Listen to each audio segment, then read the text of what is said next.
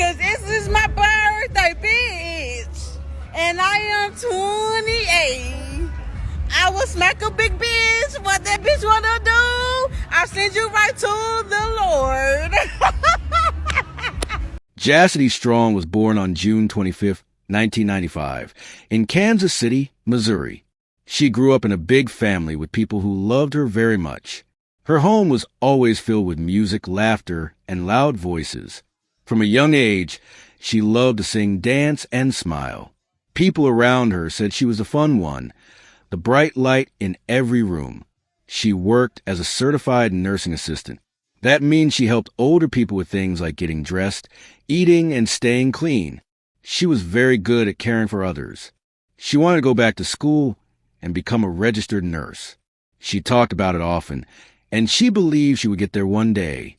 Chastity had 2 small children. One was a baby, and the other was already in school. She worked long hours to provide for them. When she was not working, she was spending time with her kids. She read to them, cooked for them, and made sure they were always okay. Her children were her world. She also ran her own makeup business. Chastity taught herself how to do makeup and became very good at it. She painted faces for birthdays, parties, and special events. People in Kansas City knew her for her talent.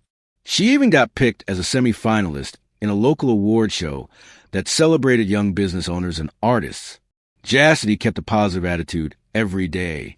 She liked to dress up, wear bold colors, and post pictures online.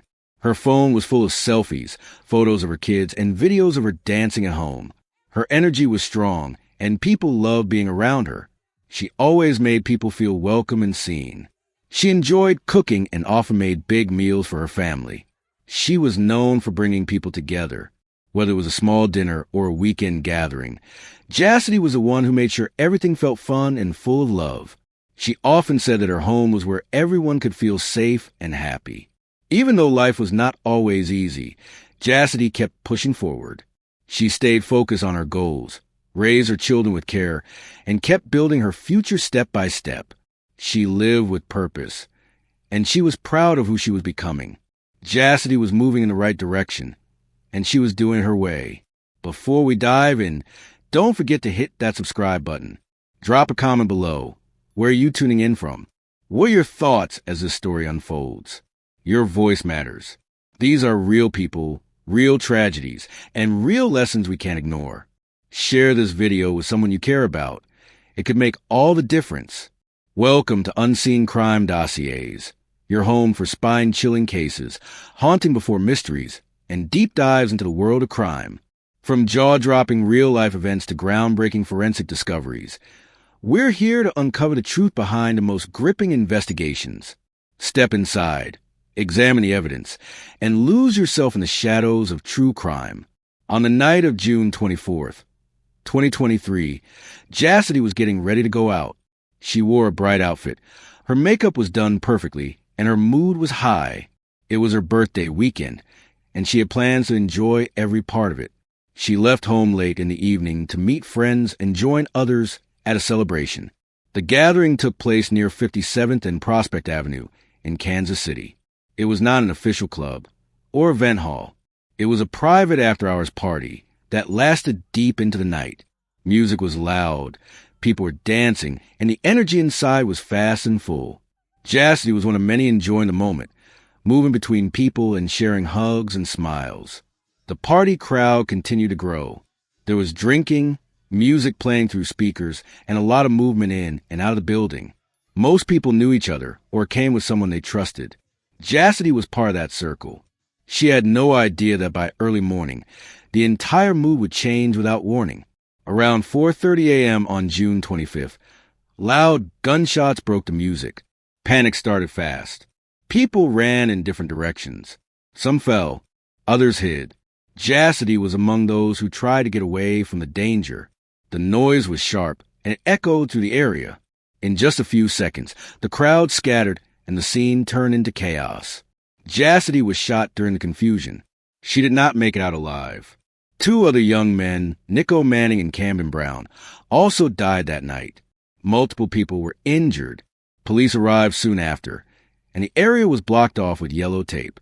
Lights flashed, Officers moved quickly, checking for victims and looking for signs of the shooter.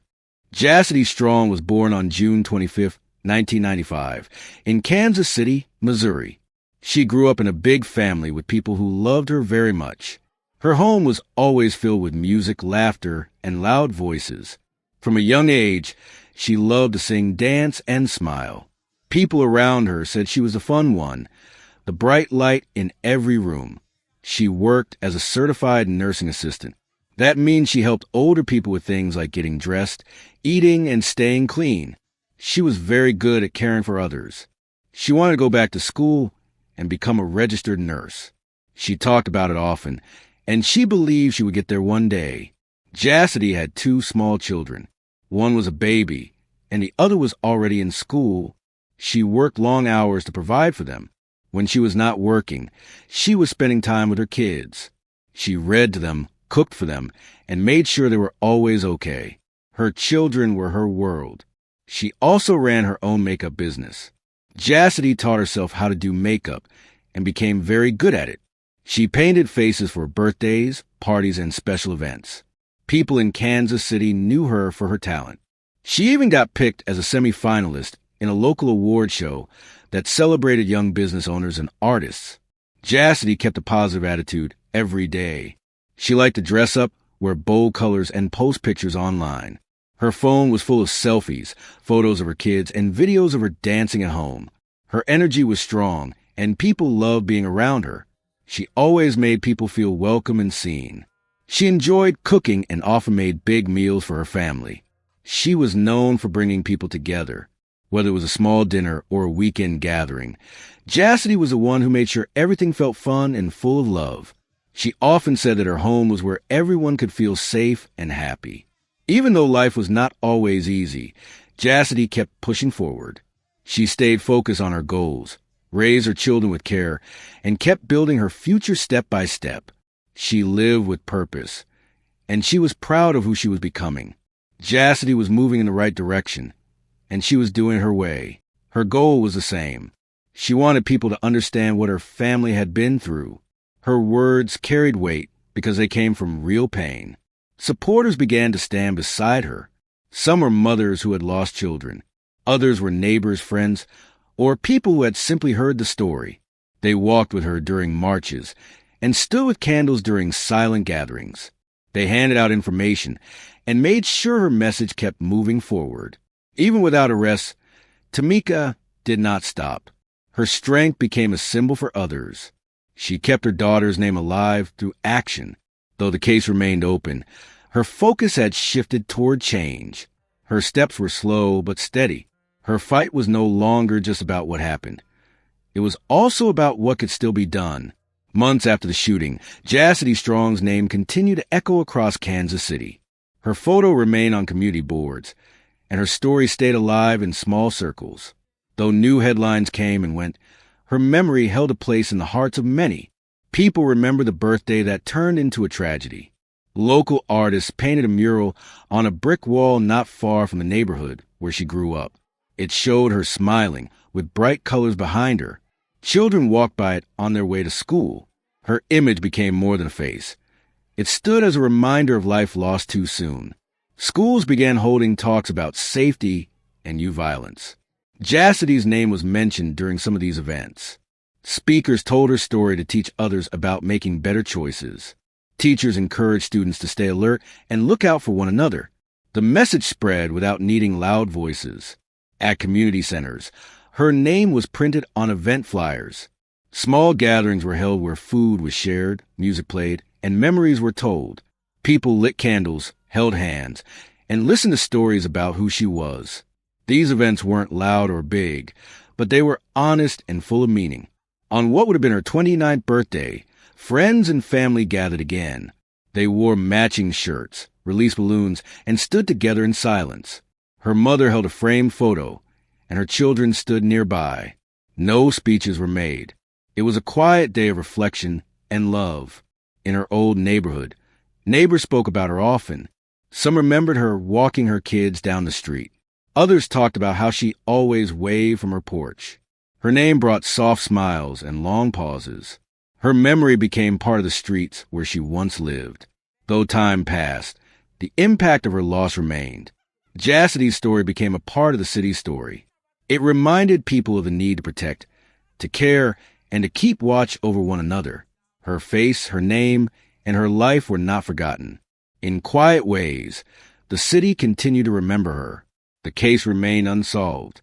The file sat in the cold case unit, marked by a number and a name.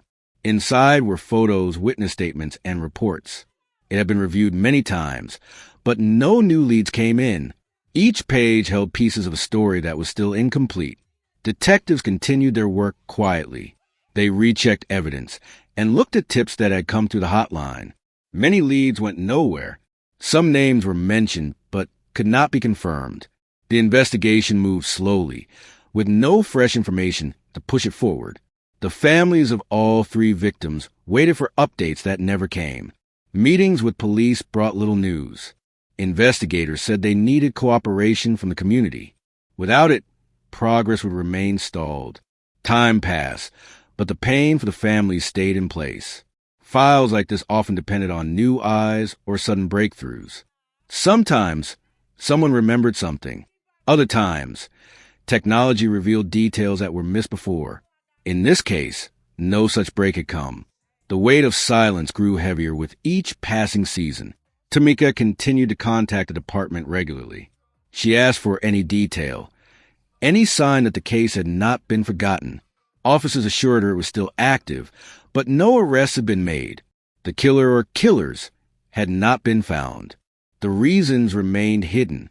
Each anniversary reminded the families of how much time had gone by. Memorials were held, but no new answers were offered.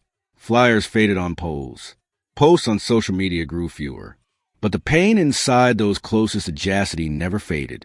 Her children were growing up without her, and the case had yet to bring closure. The case was still open. It sat in a drawer, waiting for the day someone spoke or something was uncovered. Jassidy Strong's name was listed among many others whose lives were lost without justice. The final chapter of her story had not yet been written. Jassidy's journal was found months after her funeral, tucked inside a box under her bed. It was filled with short notes, dreams, and goals. Some pages were just single sentences, others full paragraphs. She wrote about her kids, her hopes, and what she wanted her future to look like. In one entry, she talked about starting a business. She dreamed of opening a beauty studio where young girls could come after school, get their hair done, and learn about self-care. She wanted it to be more than a place for looks. She wanted it to be safe. Her handwriting was neat, full of little hearts over the eyes. She wrote about love, trust, and being careful with the people she kept around her. Some pages spoke about fear, about staying away from trouble, and protecting her peace. Her words showed a quiet wisdom shaped by hard experiences. She often wrote late at night after her kids were asleep. On one page dated just 2 weeks before her death, she wrote about wanting to leave something behind for her children. She didn't know how she would do it, but she promised herself she would figure out. Tamika read every page. It took her hours. Each sentence was like hearing her daughter speak again. She cried, she smiled, and she paused many times. That journal became her treasure, something no one could take from her.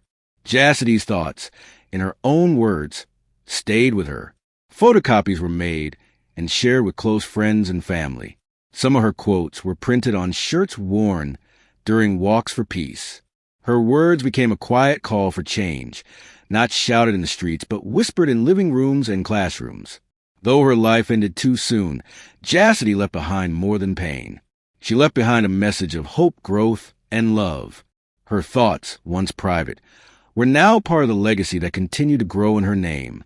After the news faded, Jassidy's story continued in quiet places.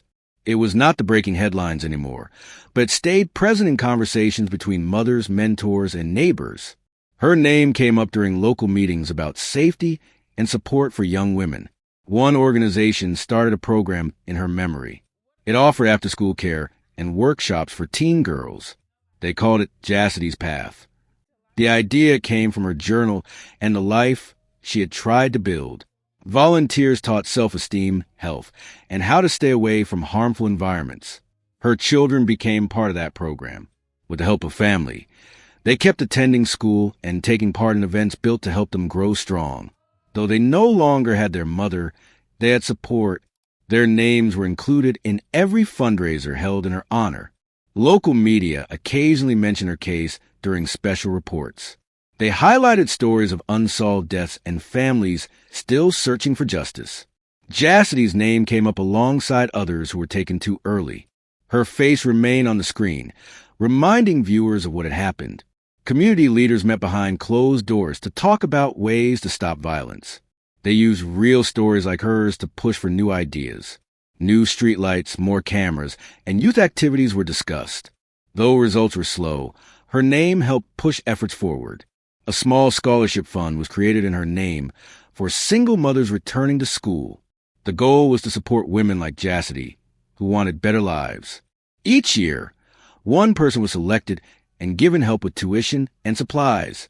Her story gave someone else a chance to continue. Jassidy Strong's life did not end with her death. Her words, her efforts, and her love carried on to the work done in her memory. Though her voice was no longer heard, her impact remained, strong, steady, and growing beyond the silence. The street where Jassidy lost her life now holds more than just memory.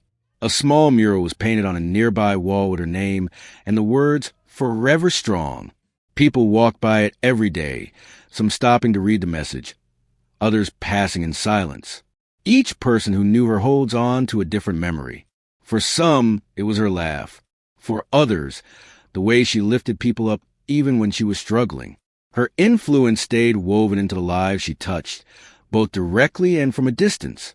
Tamika kept a framed photo of her daughter in the living room. Flowers sat beneath it, always fresh. That corner of the room became a quiet space, a place to sit and remember.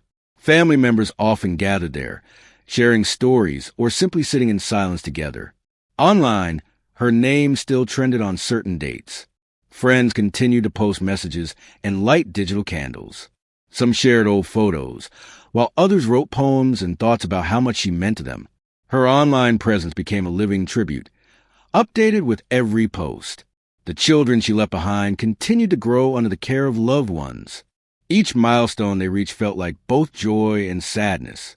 Her absence was felt deeply, but her teachings lived on in how they were raised, with care, strength, and direction. Many lessons came from her loss. Some learned to value their time more. Others decided to change their paths. Community members, inspired by her story, began checking on one another more often. Her life became a turning point, even if it came through pain. Jassidy Strong's name now stands for more than a tragedy. It stands for love, growth, and a promise to never forget. Though the case may still be open, her legacy is active. It lives in her children, in her mother's strength, and in the people determined to carry her memory forward. Here at Unseen Crime Dossiers, we're driven by a mission to uncover hidden realities, honor forgotten voices, and keep their memories alive. If this story made you pause, reflect, or feel something, there's more coming that will challenge you even deeper. Make sure to hit subscribe, tap the like button, and turn on that notification bell so you never miss a case. We're dropping new episodes regularly, and trust us, what's ahead is even more chilling. Before you go, we want to hear from you. What moment hit you the hardest? Drop it in the comments. Your perspective matters, and your voice helps keep these stories alive. Until next time, stay alert, stay informed, and never stop seeking the truth, because every life deserves to be heard.